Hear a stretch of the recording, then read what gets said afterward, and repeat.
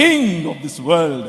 ఈ ప్రపంచాన్ని ఏలేటటువంటి రాజు. And in his kingdom you are. మీరు ఆయన రాజ్యములో భాగం, ఒక మతంలో కాదు. This is the greatness of this king.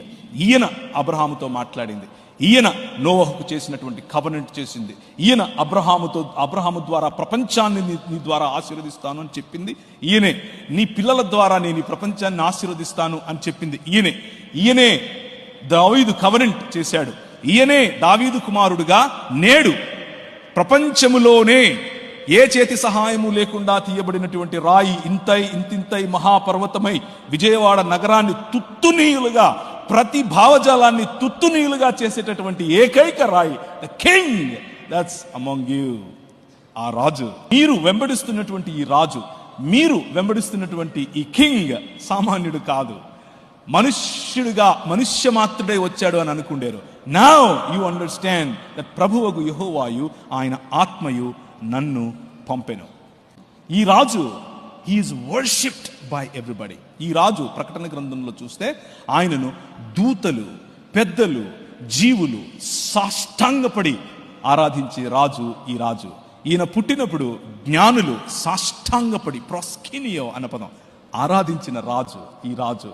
ఈ రాజు సముద్రాన్ని చల్లబరుస్తే అక్కడ ఉన్నటువంటి శిష్యులు తన ఎదుట సాగిలపడి ఆరాధించినటువంటి రాజు ఈ రాజు.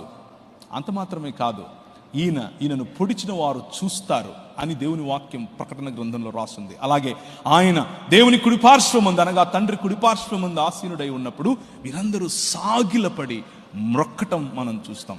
That is the king that you are worshipping. షమా ఇశ్రాయేల్, యాహ్వే ఎలోహిను, యాహ్వే ఎహాద్, ఒకడే అద్వితీయుడైన దేవుడు.